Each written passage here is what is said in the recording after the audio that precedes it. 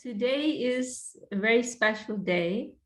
Today we are honoring the day of disappearance of our uncle guru, Srila Bhaktivedanta Swami Maharaj Prabhupad, founder of the International Society for Krishna Consciousness. And as our Gurudev Srila Govinda Maharaj said, commented, our first guru in the Western world. By his grace, we have all made a connection to this movement of Sri Chaitanya Mahaprabhu. So we all have a very special debt, to his holy lotus feet. We all feel greatly, indebted to him for the great sacrifice that he made to bring Krishna consciousness to the Western worlds. Goswami Maharaj, one of our initiating acharyas in the mission of Bhakti Sudhir Goswami, he commented once how Swami Maharaj Prabhupada, he fulfilled the American dream. He's a perfect example. He's actually an example of a true manifestation, true expression of what the American dream means. Because it's not that he came for any material purpose, but he came with some spiritual purpose. And he came with nothing. He came with a few dollars in his pocket and some remote contact. And within a few short years, he created this worldwide international movement, grand international movement. So it's the ultimate fulfillment of the American dream. And he is someone, what he accomplished, by what he accomplished, he's someone that anyone off the street can appreciate, that an old Indian sadhu will come like that, with such deep conviction, deep faith, and begin with nothing. Anyone can appreciate that. In his last days, 69, right? It was 1965 that he crossed the Atlantic. Is that right? And he was 69 years old. The end of his days. It is an extraordinary thing. But he felt that pull in his heart, Srila Sridhar Maharaj, in one of his prayers to Srila Bhaktisiddhanta Saraswati Thakur, there's this beautiful line, Vilasatu Hridi Nityam Bhakti Siddhanta Vani, referring to how the teachings of Bhakti Siddhanta, or the teachings of devotion, may they play, may they play within your heart eternally. So that, what was the desire of Srila Bhaktisiddhanta Saraswati Thakur, that was playing in the heart of Swami Maharaj Prabhupada, and that brought him, at the end of his days to achieve something which, by all reasonable considerations was pretty much impossible, an impossible feat. I was listening a little earlier, and some of you have heard that, no doubt, this very special recording we have of a conversation between Swami Maharaj Prabhupada and Sridhar Maharaj. And they are remembering they're reminiscing, remembering their history. And there Swami Maharaj, he tells about the first occasion that he met with Saraswati Thakur. I think he said it was 1922. And at that time he had no interest in any type of spiritual activity. And he was a successful businessman, and he was quite caught up with Gandhi's movement also. He was doing a lot of work for Gandhi's movement. But his friend, he had a good friend who was connected with the Gaudiya mission. And so he convinced him, you must meet this man. He's a real, genuine sadhu. And so he came, and this story is quite famous now, but it's still nice to remember. And one of the first things that Saraswati Thakur said to him was, you look like an educated young man. Why don't you preach, these teachings of Lord Chaitanya to the Western countries, the English-speaking persons? That was one of the first things he said to him. But at that time, Swami Maharaj was not, as I said, he wasn't so interested, and they had some debate, because Swami Maharaj Prabhupada told him, now India is a dependent nation. First we should become independent, and then we can think about all these other things, But in the course of their discussion, then Saraswati Thakur convinced him, more or less, his point was that in this world, we live in this world of temporary ideals and temporary conflict, and many things will come and go, many nations will come and go, many causes will come and go, and their relevance, will come and go. But the message of Sri Chaitanya Mahaprabhu, that is of permanent value, absolute value, relevance to all persons at all times and all circumstances. So we should give our attention to this. And Swami Maharaj was defeated by him, in his own words. But at that time, he didn't take up the cause. It was something that kind of, was percolating in his consciousness. And it wasn't for some years that it wasn't until some years later, when he was living, for his work, he was working for this big pharmaceutical company. Then he moved to Allahabad, which now they're calling Prayag again. And there he encountered, these Gaudiya Math devotees again through their door-to-door collection, canvassing. And that was how he made contact again.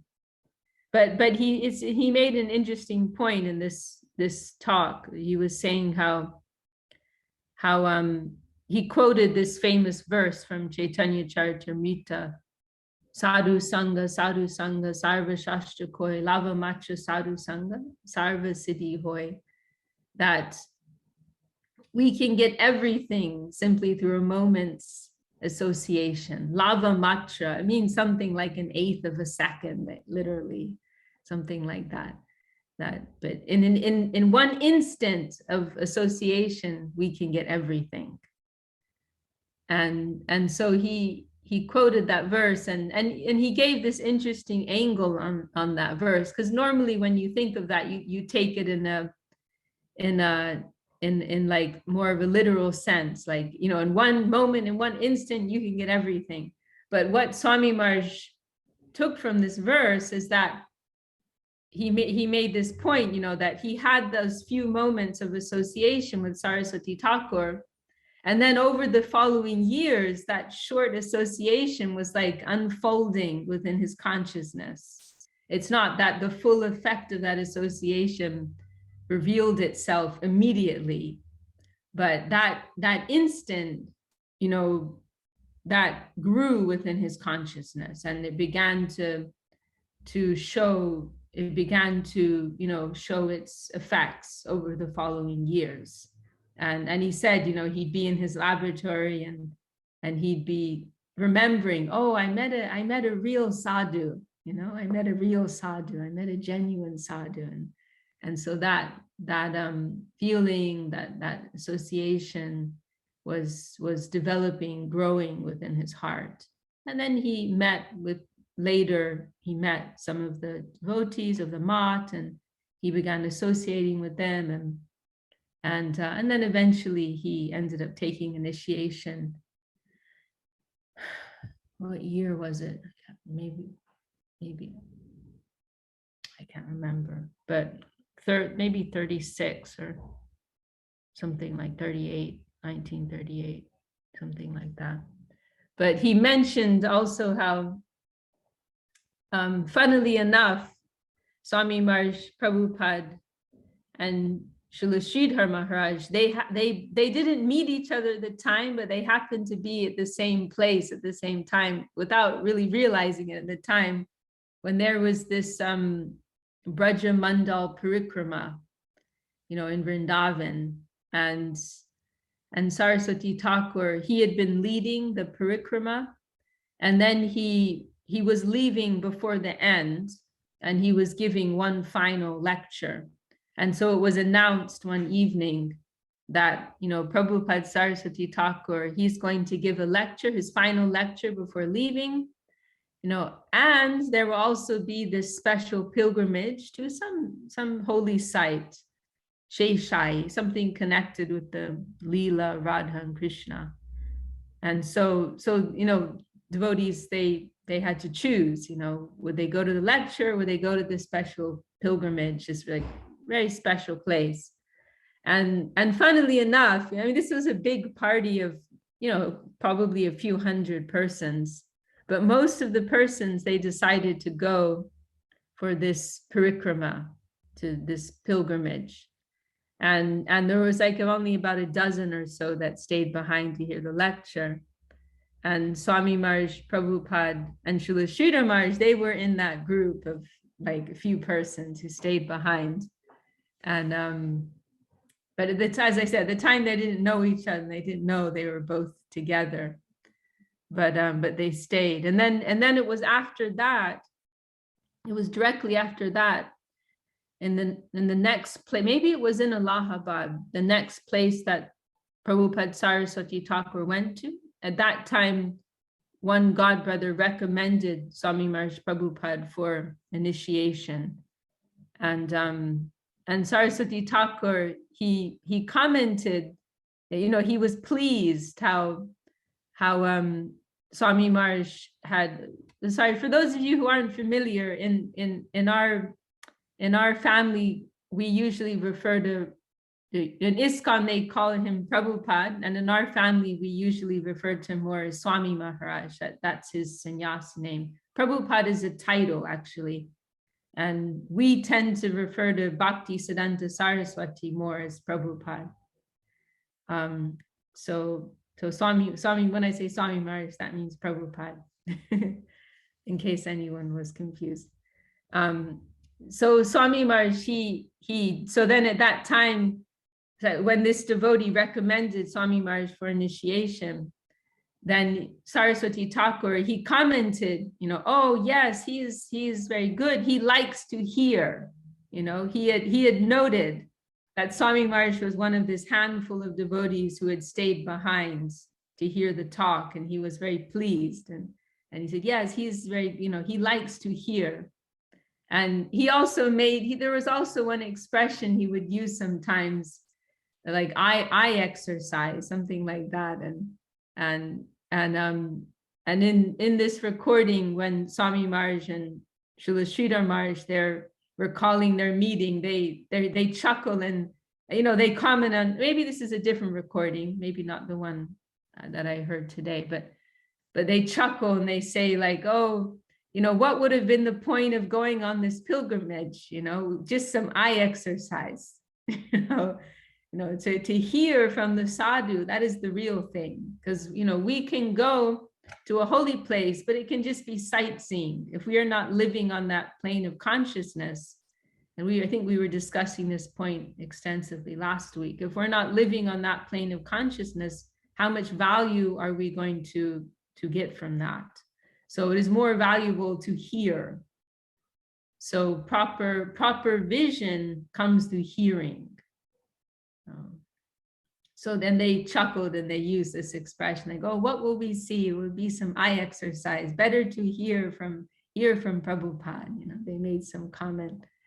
So anyway, that was how it all began. And then and then Srila Swami Maharaj, he quoted one famous verse in Srimad Bhagavatam, Harishyeta Danam Shanai, saying that he said, then it all began, and this verse, it's saying that when Lord Hari wants to favor somebody, he will gradually take all of his wealth away. So Srila Swami Maharaj, he quoted that, and he said, then it all began, and then things started to fall apart, with his successful business life.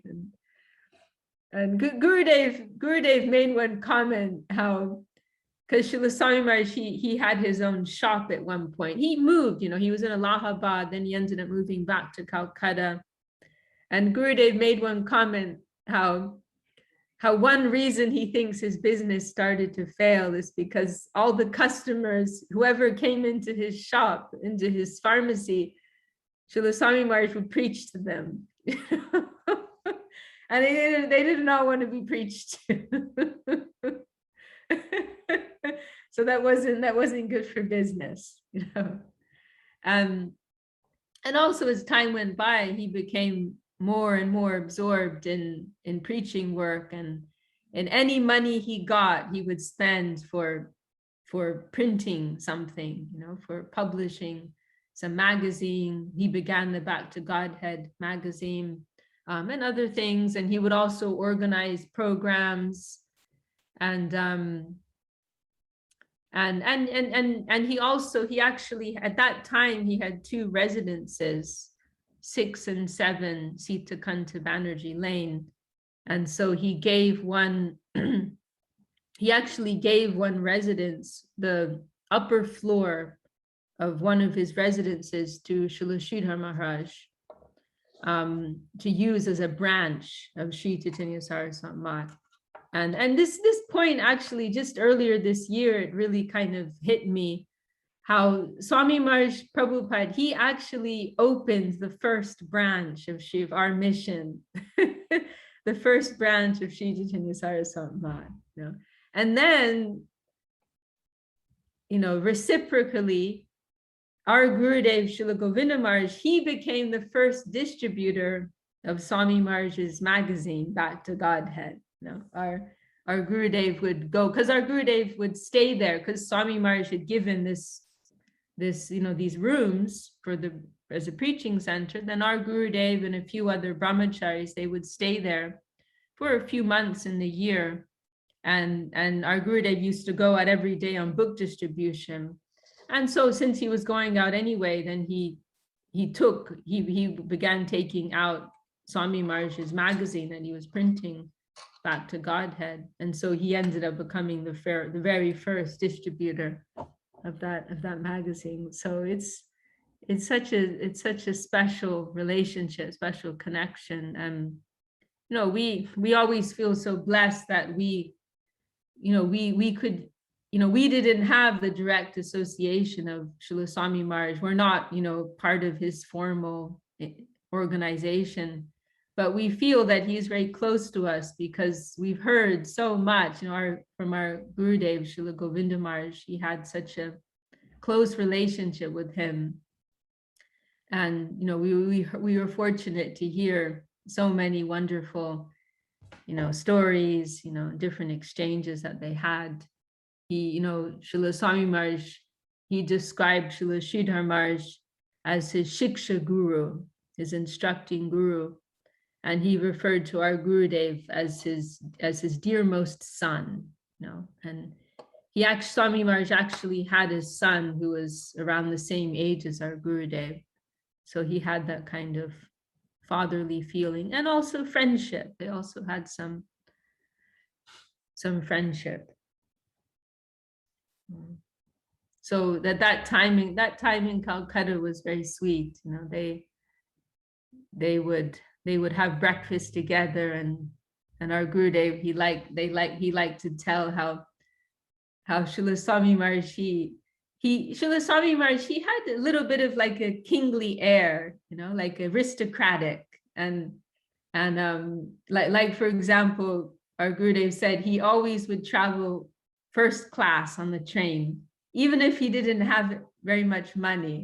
He liked to travel first class, and Srila Sridhar Maharaj, his mood was much more very, very simple to the extreme. He'd always travel like third class or maybe second class. And our Gurudev said that, so that Swami Maharaj, he joked once, like, oh, you can preach to the third class people and I will preach to the first class people. But anyway, he had something of, like a little bit of a kingly air. And one thing is he liked to have these grand breakfasts, and he would have like, puris and pakoras and, sabji and, opulent things like that.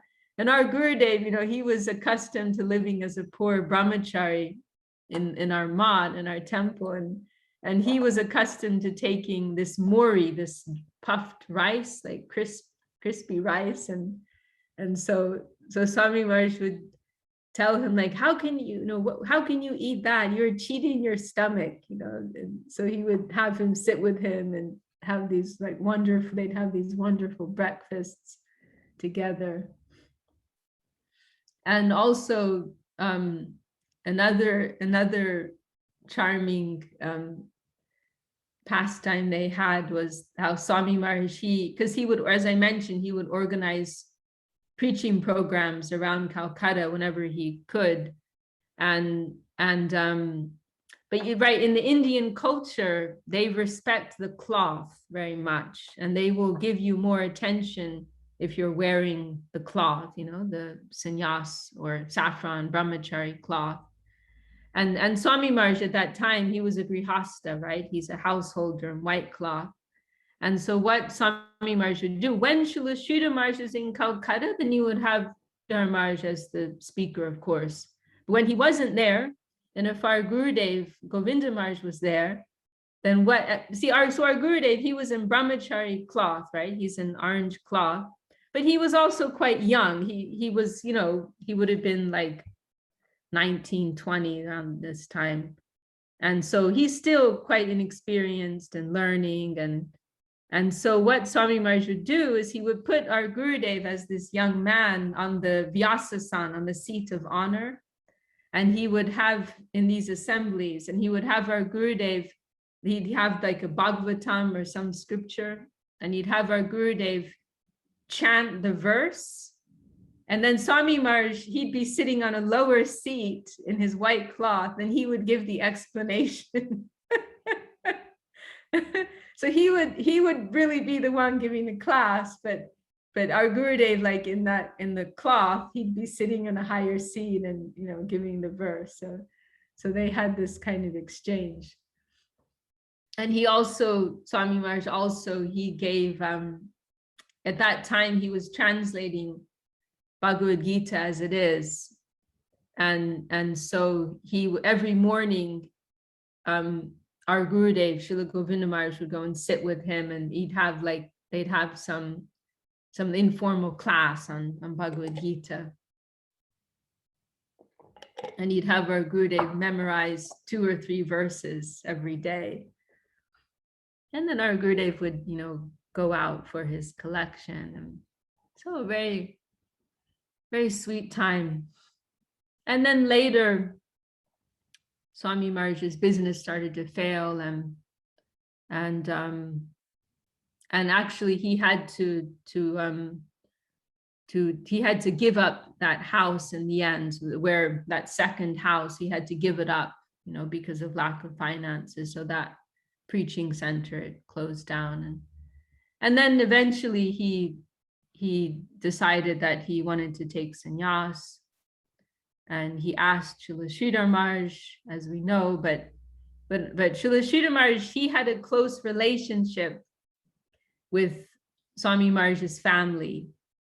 And, for a woman to lose her husband, to the renounced order, it's a heavy thing. And Srila Sridhar Maharaj was concerned that, he might be, he would be the object of someone's anger, the anger of the family members of Swami Maharaj. And so he told him, maybe, if you're asking me, then I would say, wait a little bit, wait for 6 months, maybe like more gradually move towards that. But if I give you sannyas now, then your wife, your family members, they will be very angry with me. They will cause some trouble for me. So, wait 6 months, And then Swami Maharaj said, no, I cannot wait. I have to do this immediately. And so Srila Sridhar Maharaj said, in that case, then you go to, I recommend you go to Keshav Maharaj. I gave the sannyas mantra to Keshav Maharaj, so if you take it from him, it'll be like taking from me. So that was how it happened. And Srila Sridhar Maharaj gave him his sannyas title, actually. Was it Bhaktivedanta, or was that from someone else? Maybe it was the Swami Maharaj name. But anyhow, part of his name came from Srila Sridhar Maharaj. And then we know he spent some time at the Radha Damodar temple in Vrindavan, continuing always with his translation work. And then he ended up going to America, and the rest is history. But one of the points which is very inspiring and extraordinary about Srila Swami Maharaj's story is that he was almost like the last person anyone would have expected, because as we mentioned, it was the desire of Srila Bhaktisiddhanta Saraswati Thakur, for this movement to spread to America, to spread throughout the world. And he was actually discussing spending his last days himself preaching in America. And so it was very widely known with, oh wait, Jayadev has his hand raised. You want to say something?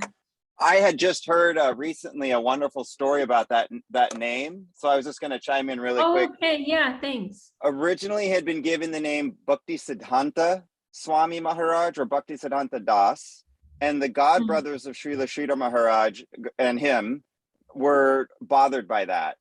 So then Srila Sridhar Maharaj and Srila Bhakti Pragan Keshav Maharaj and Swami Maharaj were all together. And I can't remember, the name Bhaktisiddhanta was actually given by maybe someone here knows, a god brother of Srila Sridhar Maharaj and Srila Swami Maharaj, a really respected god brother. He was so impressed by Swami Maharaj that he gave him the name Bhaktisiddhanta Das, that you are such a servant of your guru. I'll give you that sannyas name, Bhaktisiddhanta. And when the god brothers raised the cry about it, Srila Sridhar Maharaj harmonized it and said, well, why don't we call him Bhaktivedanta? Because Vedanta and Siddhanta are synonymous. So Srila Sridhar Maharaj came up with the Bhaktivedanta to honor that name, Bhaktisiddhanta Das, and also harmonize it. And Srila Bhakti Pragan Keshav Maharaj was so impressed that he said, from now on, all of my sannyasis under me will be named Bhaktivedanta and then have a sannyas name. So that's why you'll see under Bhakti Pragan Keshav Maharaj, they all have Bhaktivedanta. And so that was from Srila Sridhar Maharaj. So that's like the story of the... Aha, interesting. I hadn't heard that. Oh, thank you for sharing. So yeah, this point, that Srila Swami Maharaj, he was almost, so it was widely known in Srila Saraswati Thakur's mission of the Gaudiya Maths that his desire was for this movement to spread to the West. And there were many very powerful, very great preachers in the mission, Goswami, Bhakti, Saranga Goswami Maharaj, Keshav Maharaj, who we mentioned, Madhusudan Maharaj, there was Tirtha Maharaj, there was Madhav Maharaj, Ananta Vasudev, Soma Kunja Babu. There were so many very powerful preachers. And Bon Maharaj, who was one of the group who went to London. And so if anyone was, and also of course, Srila Sridhar Maharaj. So if anyone was going to was going to fulfill that desire of Saraswati Thakur, you would think everyone would expect it would be one of them. Nobody would have expected that it would have been Swami Maharaj Prabhupad, who was like a quiet householder, kind of supporting in the background of the missionary activity of the Gaudiya Math. So that's one of the points which is so extraordinary about, the whole development Krishna consciousness in the West. And in fact, our Gurudev, he made this point at the opening of the Chandrajoy Mandir in 1973. This is like, I guess they probably consider it the central temple in the ISKCON organization in Mayapur, the birthplace of Lord Chaitanya Dev. And so there was this grand opening in 1973. And there's a famous picture of that, many of you will have seen, where the three of them, Swami Maharaj Prabhupad and Srila Sridhar Maharaj, they're seated together on the Vyasasan, the seat of honor. And our Gurudev, Srila Govinda Maharaj, is seated on the floor beside them. And there's a partial recording of that, which is wonderful, of Srila Sridhar Maharaj's talk on that occasion. So Srila Swami Maharaj spoke and Srila Sridhar Maharaj spoke. And then very unexpectedly, Srila Swami Maharaj asked our Gurudev to speak. And he was just there as like a humble servitor. He was completely unprepared and he was very surprised. And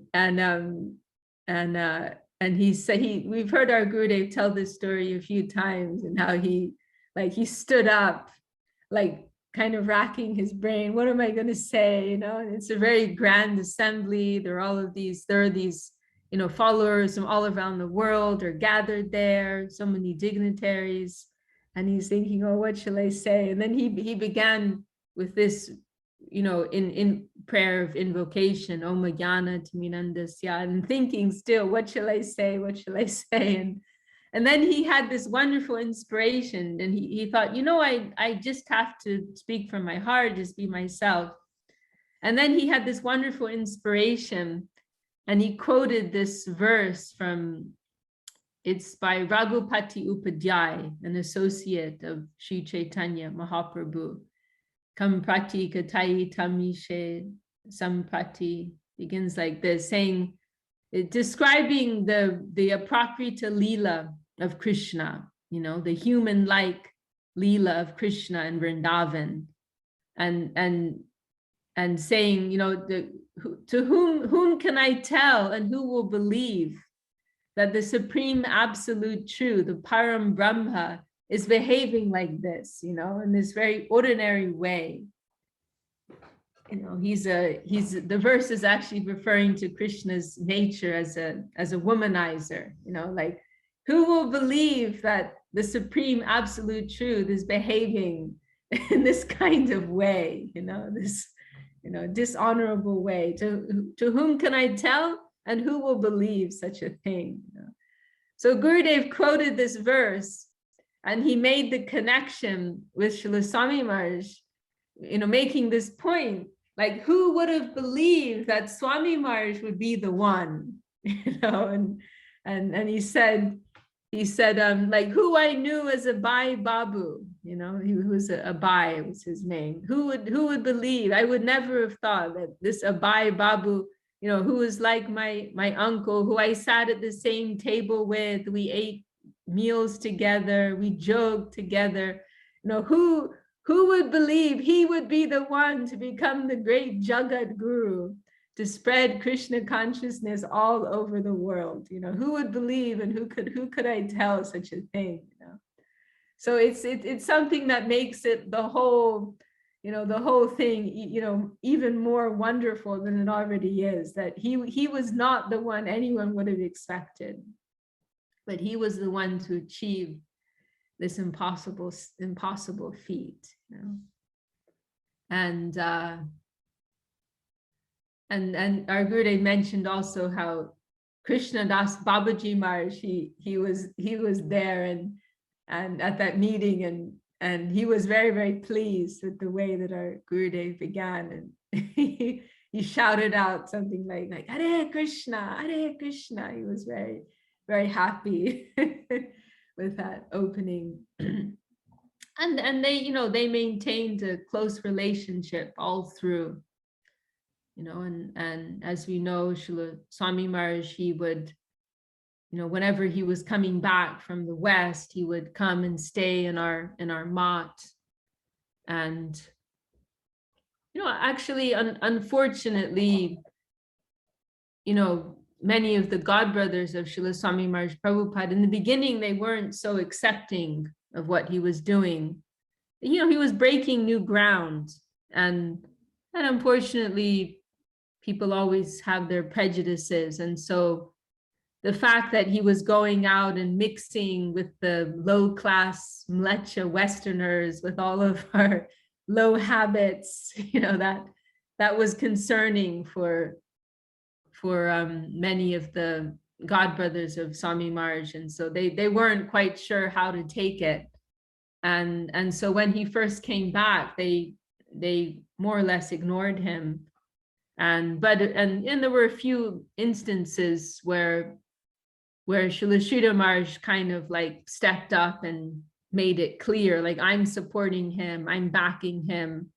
And because of that, their mood began to change. And then there were several occasions, when that took place. When he was first coming back with some disciples, Srila Swami Maharaj wanted to have some type of honorable reception. He's coming back as the representative of his guru. He's begun this successful preaching in the West, bringing disciples with him, and he wanted some nice reception. And so in the beginning, he didn't ask Srila Sridhar Maharaj, because Srila Sridhar Maharaj, his mat was always a little poor, and he didn't want to give any trouble to him. So he asked some of his wealthier godbrothers if they could organize some reception, but they didn't reply. And so then he ended up writing to our Gurudev, actually, and asking, if it's possible, can you arrange? And so Srila Sridhar Maharaj, our Gurudev organized it, and Srila Sridhar Maharaj told our Gurudev, tell everyone I will be there. And there were other things that happened too.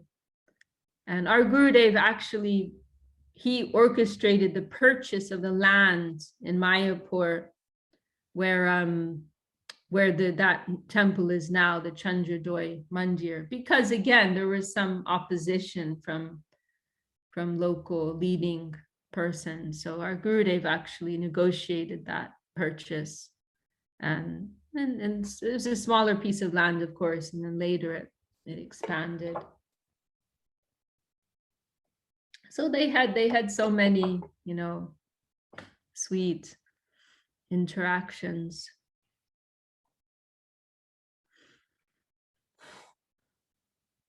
Maybe someone else would like to share something about this. Is a day when I think everyone would like to share their hearts. Anyone else want to share anything? Jim is raising his hand, please. Can you hear me okay? We can hear you. Okay, thank you. Yeah, it's reminding me of a neophyte conception that I still have in some degree, which is when personalities become very advanced in spiritual life, that the human tendencies of prejudices, as you mentioned, and rivalry and jealousy should evaporate. But even the demigods become jealous of certain things, and so I have to remind myself that despite one's position in conscious evolution, that the personality still remains intact. And so there will always be, rivalries. And I mean, the whole Bhagavatam's filled with stories of rivalries and jealousies and the pastimes of the great demigods based on these emotions and these sentiments.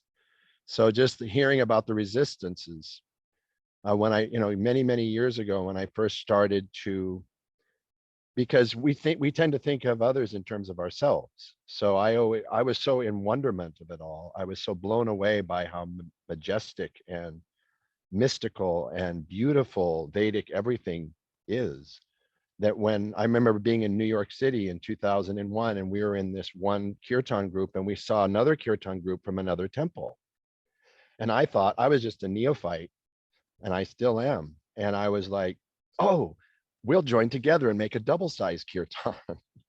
Well, they just saw us coming and turned their backs and walked away from us. And I was like, what are they doing? I'm going, hey, I'm Bhakti Jim from California. Don't you, come on, we want to chant together. And they're all like, rah, rah, rah. And they didn't want to see our group. And I was bewildered. And so your story about the resistance when Swami came back to India reminded me of that dynamic. So I just wanted to share that.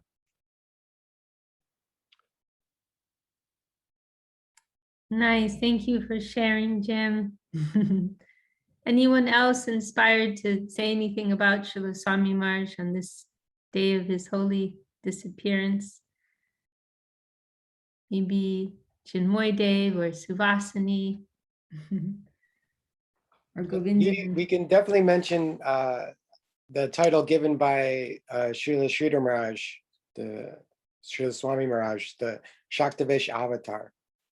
Avatar Nityananda Prabhu, because you can actually see many similarities between Nityananda Prabhu and Srila Swami Maharaj, and one in particular is Govinda Maharaj would mention several times that Srila Swami Maharaj was desperate. He was desperate to preach Krishna consciousness, and you could see that type of mood, that similar mood with Nityananda Prabhu. He wanted to have everybody chant the holy name. He said, you will be mine if you chant the holy name, if you chant the name of Gauranga.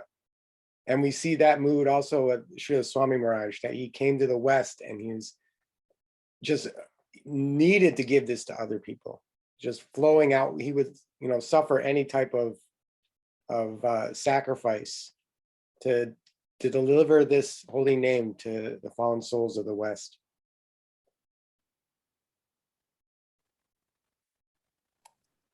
Hi, very nice, Chinmoy Prabhu. He emptied himself. Srila Sridhar Maharaj, in connection with what you've said, Srila Sridhar Maharaj mentioned how, he emptied himself of any other desire, and in that way he became a vessel. He became a divine channel for that will to flow through. There's one story that Goswami Maharaj told, how he was walking with, Srila Swami Maharaj. He was famous for his morning walks, right? And so there was one occasion he was out walking with a group of devotees, and the devotees were giving some reports to him, and then there was Goswami Maharaj gave him some report about one initiative. I think it was called the Library Party. They were bringing books to libraries around America. And then Goswami Maharaj mentioned how some of the professors, they were expressing great surprise, astonishment at the speed at which Swami Maharaj was publishing these books. Like, I think he mentioned about one of the, maybe I don't remember if it was Chaitanya Charitamrita or maybe it was Srimad Bhagavatam, but it was like one volume a month was being produced. It was an extraordinary speed at which they were coming out, and that's with artwork and everything. And so Goswami Maharaj mentioned something about that, like some of these people we're seeing, they're absolutely astonished at the speed at which you're producing these beautiful publications. And Srila Swami Maharaj said, well, I have a lot of help.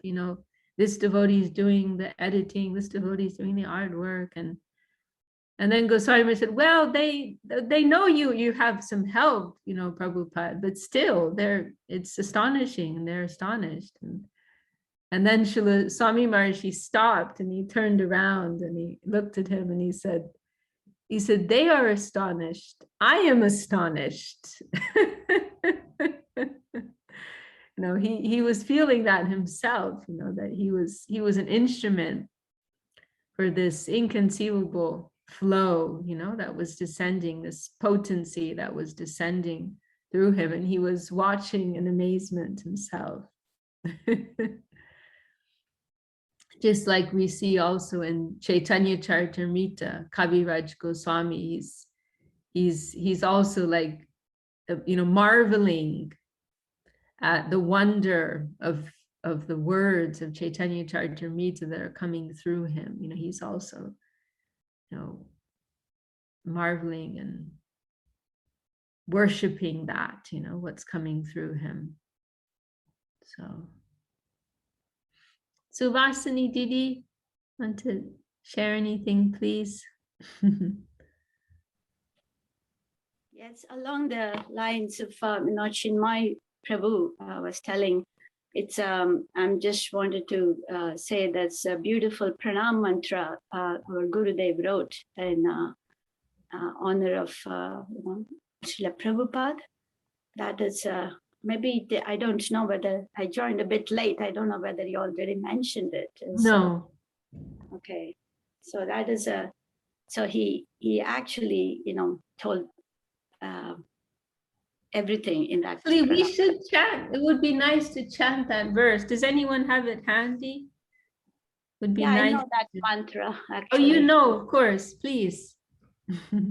Yeah, it's Namavom Vishnu Palaya Krishna Prastaya Bhutale Swami Bhaktivedanta Prabhupadaya Te Namaha Guru Vajnam Sirasiditva Satya Vesha Swarupine Hare Krishneti Mantrene Pashatya Prachitarine Vishwacharya Prabharyaya Divya Karunya Murtaye Bhagavata Madhurya Gita Jnana Pradayane Gaurashri Rupa Siddhanta Saraswati Nishevine Radha Krishna Padamboja Vringaya Gurave Namaha.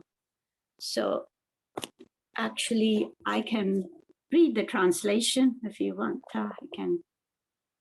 I have it here. Okay, the translation is, I perpetually offer my humble obeisances unto my Guru, Krishna's dear devotee on this earth, Om Vishnupad Srila A.C. Bhaktivedanta Swami Prabhupad.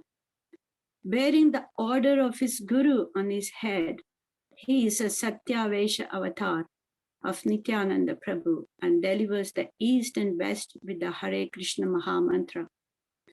He is the ultimate Jagat Guru and embodiment of divine mercy.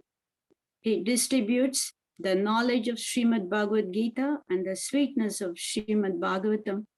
He serves Srila Bhaktisiddhanta Saraswati Thakur, Srila Rupa Goswami Prabhu, and Sriman Gauranga Mahaprabhu, and he's the bumblebee in the lotus feet of Sri Sri Radha Krishna. So that actually says everything, isn't it? The beautiful prayer. Yeah. Jai, thank you very much, Vasani Didi. Very nice. Jai, Prabhupada ki Jai.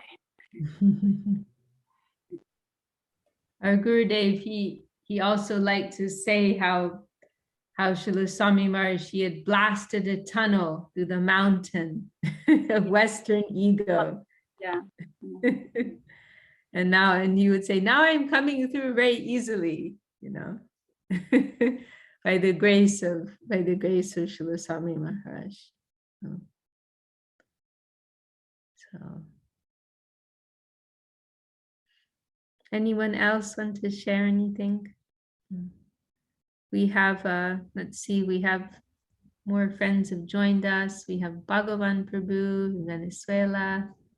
We have, let's see, Tungarasa's joined us, also from Sweden. Hladini Shakti also joined us. And we have a Leslie Venti, I think the first time that they're joining us.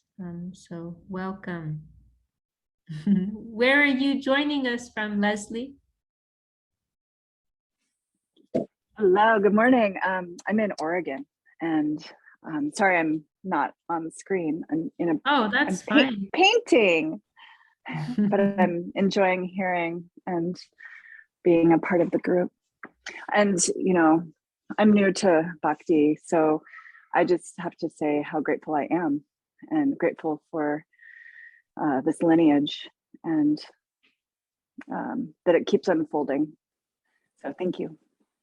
Oh, well, thank you for sharing your heart and joining us, Leslie. Thank And how did you connect with our group? Chintamani. So Okay, she, okay. yeah, sent me Awesome. the invite. Yes. Okay, cool, cool. Yeah, thank you. Very nice to meet you. Well, today is we're honoring the Tiro Bhav Titi, the day of departure of Srila Bhaktivedanta Swami Maharaj Prabhupad. So we're remembering something of his divine glories. And in the end, we mentioned the other day, you know, how there was a time when he thought he was going to leave his body, but he was in New York City. And so he wrote a letter to our Gurudev, Srila Govinda Maharaj. They had a you know, a close relationship, actually, you know, as like a father-son, but also there was a friendship between them. And generally, when Srila Swami Maharaj wanted to communicate with Srila Sridhar Maharaj, he would do so through our Gurudev. You know, like he'd write to our Gurudev, can you ask Sridhar Maharaj this or ask him that? And so and there we mentioned the other day how maybe it was even in this, maybe it was last week in this meeting, how he wanted to leave, he thought he was going to leave his body, but he was in America. And so he asked our Gurudev, you know, please ask Sridhar Maharaj, you know, I'd like to leave my body in Vrindavan, but I feel I shouldn't leave my seva, my service in America. So what should I do? And Srila Sridhar Maharaj gave that answer, you know, wherever you are, that is Vrindavan, you know, so you know, where you have your service, that is Vrindavan. You're always in Vrindavan. So, but then in the end, Srila Swami Maharaj's desire was fulfilled, and he did leave his body in Vrindavan in the end. Oh. And I don't know if anyone here remembers, but he had one special desire before he left to travel on bullock cart, you know, through all of the holy sites of Vrindavan and Govardhan. Does anyone recall hearing about that? I can't remember the details. I thought I just heard somebody recently about that Bhaktisiddhanti that Saraswati Thakur wanted that. Now I'm a little confused. Okay, we have to check that. So No, Vasini, you're gonna say. Yeah, I heard that what you said also, but he was very, very poor health to do that actually, and his disciples were begging him, please, please don't, we can't do that, right? To take him in that condition like that. So they were really begging him and praying him, and so he actually understood, and then he didn't want to maybe put them in a very difficult situation to put the disciples, but he had that desire. I heard that also. I see. Yeah. So he had the desire, but in the end he didn't actually carry that out to please the disciples. He was very fragile too, that time to do that. That I somewhat like that. I vaguely hear. And also this story, maybe you can tell that also. I heard many times Goswami Maharaj speaks about this in his 1976, 1977 he left the world, right? 1976, this last Ratha Yatra in New York. Do you remember that story? I remember Goswami Maharaj saying something about that, how pleased Srila Swami Maharaj was because he wanted, Srila Swami Maharaj Prabhupada, he wanted to place Krishna consciousness like at the top, right? And so he organized this Rath Yatra in New York City on what's the name of that street where it's held? I can't remember. but he had this one interview with some reporters, and he said something like, we are having, like, America is the most important country in the world, and New York City is the most important city in America. And then the street, Fifth Avenue, maybe it was Fifth Avenue, and Fifth Avenue is the most important street in New York City. That's where we're having our festival. That's where we're having our parade. You know, he was very, very pleased that he could offer that service to his Guru Maharaj. And Goswami Maharaj said, so Prabhupada was actually in Subhadra's cart, you know, he was parading like that. So he said, in that most important city, the most important, street, you know, that this is parade, and it is like Goswami Maharaj said, it is like Krishna wanted to see his pure devotee, you know, parading in that, you know, that most important place. You know, he wanted to see that. So he was like, yeah. And, you know, we hear, you know, none of us, I don't think any of us were present at that time, but we've heard so many stories. And it's just extraordinary. You know, you get that sense of what type of inspiration and passion Srila Swami Maharaj ignited in the hearts of, you know, these young persons who didn't know anything. You know, he inspired this, you know, like army of persons who were ready to give their lives for this mission. And we hear some of the extreme levels of sacrifice that persons made in their, you know, in their deep enthusiasm and commitment to Krishna consciousness. That all, you know, that they, you know, they didn't, you know, how much did everybody understand? You know, not very much, you know, but they felt that deep potency in Srila Swami Maharaj, and you know, that's what they were attracted to. That was another point that Goswami Maharaj has made, how, you know, like, you know, and they were very young, you know, like many of the devotees told me, like, if you were 25, you were considered old, you know, they were the temples were full of these, like, you know, teenagers, early 20s,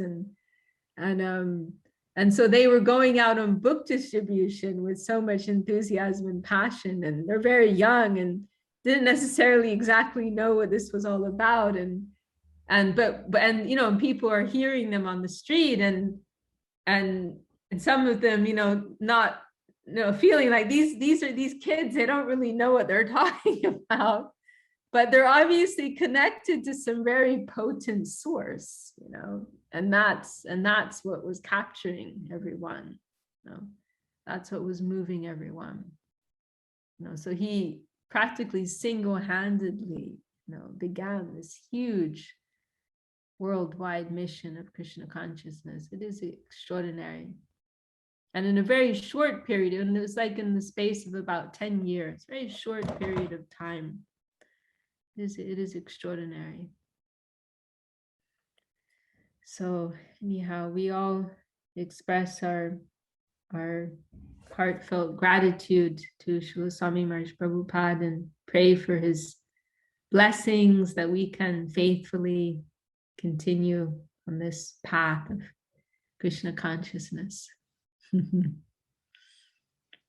Jai Srila Bhaktivedanta Swami Maharaj Prabhupada ki jai. Tadiya Tirobhav Titi Mahamahotsava ki jai. Anyone else want to add any last words, or should we close there for today? Just thank you very much for this moment, for this meeting every Monday, this Sadhu Sangha. It's really something, it's my fortune. So, Jai, you all. Oh, well, we're very blessed to have you with us, Govindan and Tini, always. Okay. Dandavat. Dandavat, everyone. Dandavat. Jai Gurudev. Jai Vishakha Devi Dasi ki jai. Jai, Jai, Jai.